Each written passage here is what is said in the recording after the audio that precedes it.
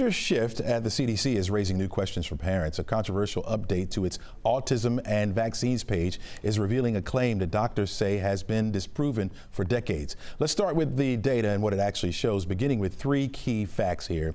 More than 40 large-scale studies involving over 5.6 million people across 7 countries have found no connection between any vaccine and autism. These include from the American Academy and Pediatrics and Autism Science Foundation. But then in a 1989 paper, the Whitfield study sparked the vaccine autism myth.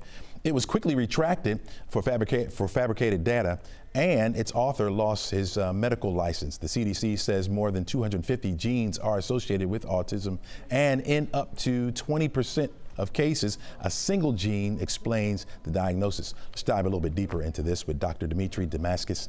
I think I said that right, from the CDC. He's the former director of CDC's National Center of Immunization and Respiratory Cases. Welcome to the show, Doc. Good morning. All right, let's get started with the basics here. What does the global scientific record actually show about vaccines and autism? Yeah, no, I think you covered it in your sentence before, that really, there's been millions of kids who have been in so many studies, 7 countries, all of which really don't show that there is an association between vaccines and autism. So, I think that most people, most scientists who do this work and who also do vaccine work and who do autism work don't see a link. So why do experts describe this as a settled science?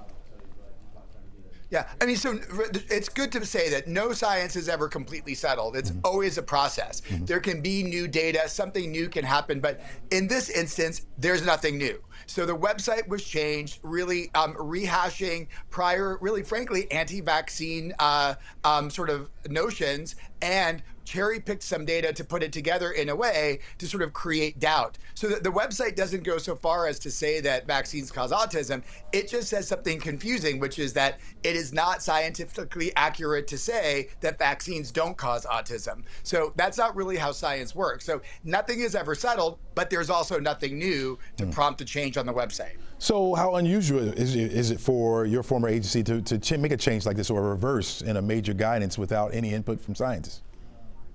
Yeah, I love to start with, this is not normal, right? This is not the way science works. This is not the way a health agency works. So, this is propaganda that is, really a wolf in sheep's clothing. So there is a mission to create, an association between vaccines and autism. And by putting a seal of approval that says CDC on it, all of a sudden it becomes a source document. Why would you want to do this?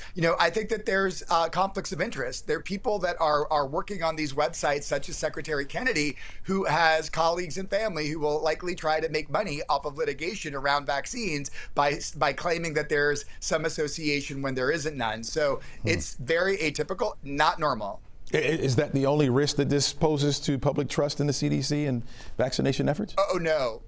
No, I think that we're well, first of all, from the perspective of CDC and vaccines, unfortunately, I don't think that you can trust the website anymore for good information around vaccines. They've proven, not that the scientists are doing this, but they've proven that, it's that plane's been hijacked. Those scientists are being kept hostage, and other people are creating documents. And, what's happening is now there's a source document that can be cited that says CDC says that it is not impossible that vaccines may cause autism. And so that is going to be, I think, a path to a pretty dark place in terms of what people will believe from the CDC, as well as their confidence in vaccines and, frankly, all of medicine. I think it's shook the system. Wow. Are there specific communities or populations where misinformation spreads faster than others and has greater consequences?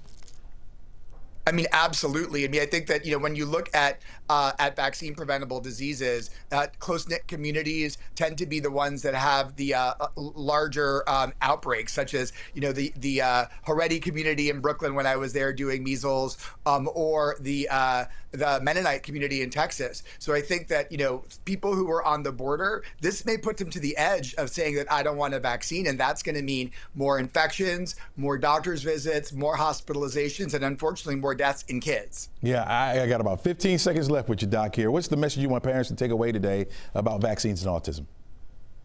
Yeah, talk to your pediatrician. Don't believe politicians about vaccines. Talk to your doctor because they're the ones that will give you the best advice. All right, Dr. Daskalakis, thanks so much for joining us. Really appreciate your insight. Great, thank you. All right, take care.